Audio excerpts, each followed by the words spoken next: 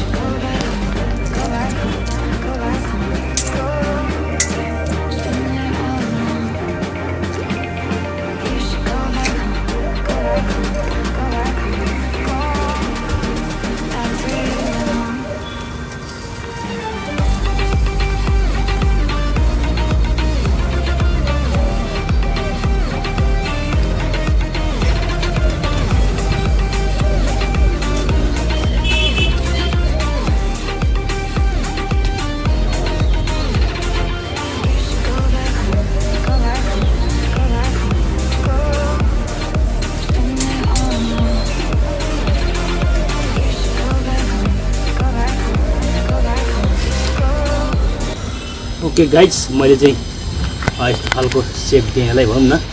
Normally यो चाहिँ यसरी फ्रन्टबाट अगाडि एउटा लेफ्ट एन्ड राइट सेप दिएको छु। ओके गाइज, र पछाडिबाट हुन्छ यसको पछाडिबाट यो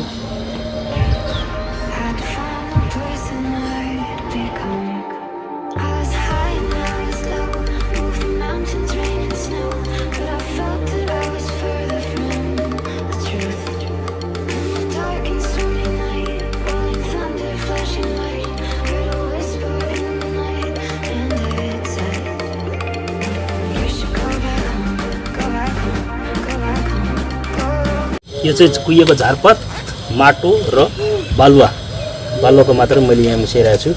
यस्तो गर्दा खोक्लो माटो चाहिँ खोक्लो हुन्छ। यो चाहिँ फाइकस आइटमहरू चाहिँ जति खोक्लो माटो त्यति हेल्दी हुन्छ प्लान्ट। फाइबर रुट्सहरू स्प्रेड हुन्छ भनौँ न, फाइबर रुट्सहरूको विकास राम्रो हुन्छ। ओके गाइज,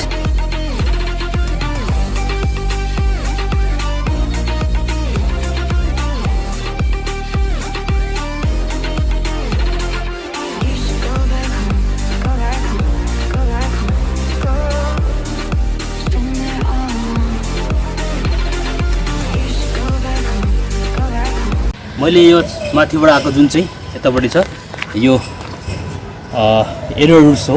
यसलाई चाहिँ मैले चाहिँ यसरी चाहिँ तोबारेर बटारेर लगाइदिएको छु र यो डेभलप भएपछि होइन विकास हुँदै जान्छ ट्रङ्कहरू पनि, यो एरो रुट्स पनि, र चाहिँ यी एट्याचमेन्ट हुन्छ। यसो गर्दा चाहिँ अलिकति कस्तो हुन्छ भने ट्रङ्कहरू अलिक थिकनेस हुन्छ होइन। प्लस चाहिँ यो चाहिँ एरो रुट्स हो, यसले चाहिँ यसलाई चाहिँ भनौँ चाहिँ सर्भाइभ गराउने अलिकति क्षमता वृद्धि गर्छ भनौँ न। यो एरो रुट्सले शक्ति अलिकति मिल्छ भनौँ न, जरा छ यसको यो जराहरूले गर्दाखेरि। ओके, र त्यसले गर्दाखेरि मैले यो चाहिँ यसरी बटारेको हो। त्यो पनि हामीले गर्न सकिन्छ, त्यो कार्य पनि हामीले। ओके,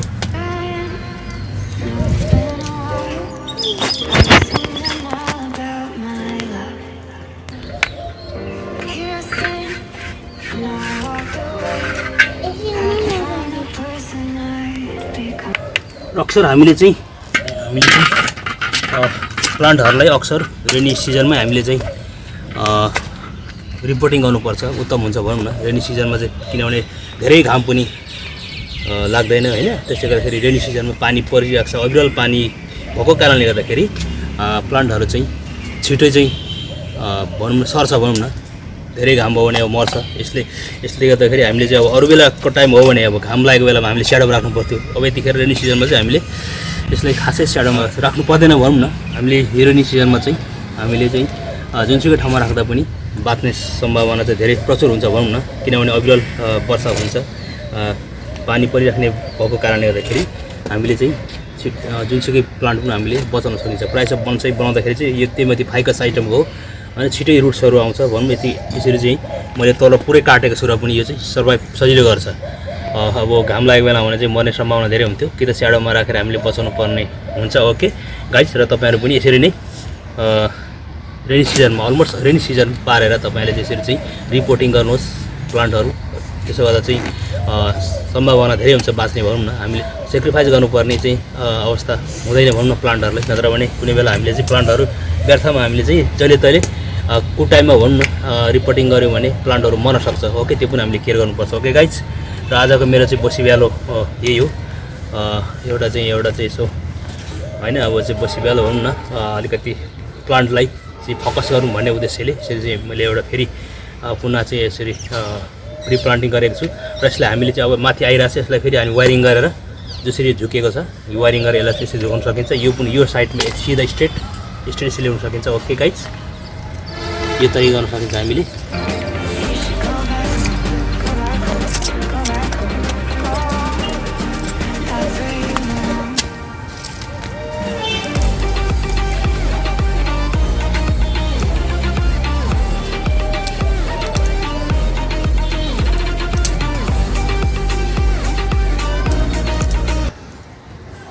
यो चाहिँ मेरो एल्युमिनियमको वायर हो। ओके, अब हाम्रो देशमा भनौँ न अक्सर नेपालमा चाहिँ धेरै गाह्रो छ वायरहरू। अब बन्साई अब भनौँ न वायरिङ गर्ने बन्साई ब्रान्चहरूलाई चाहिँ डिजाइन दिने गर्ने वायरिङ गर्ने वायरहरू चाहिँ एकदम पाइँदैन। त्यसले गर्दाखेरि धेरै अभाव छ यसको चाहिँ।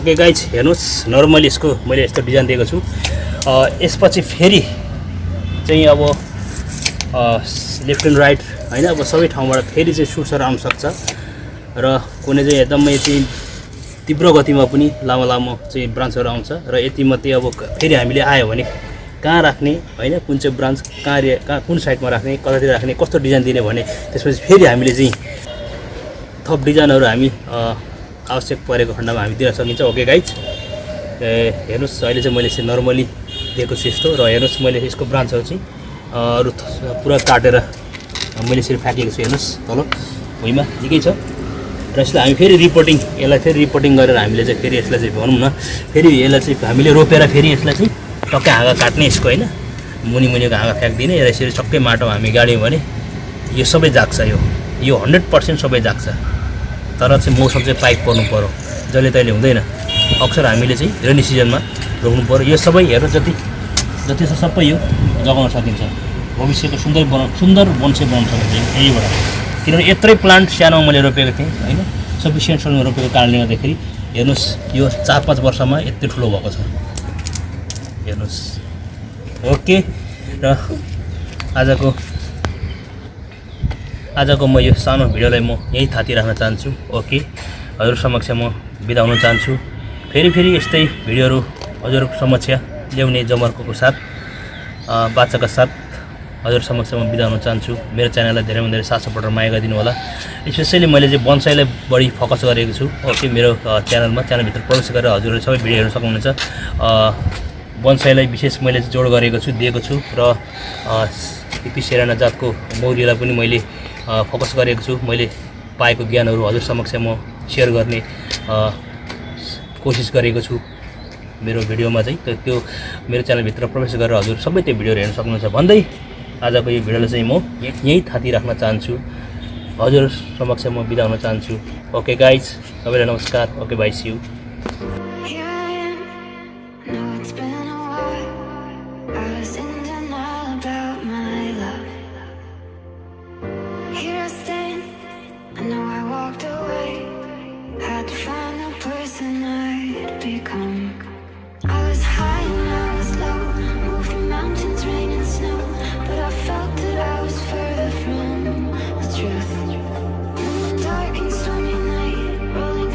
Thanks for watching this video. If you like this video, please don't forget to like, share and comment. And finally, please subscribe my channel, hit the bell icon. Thank you so much.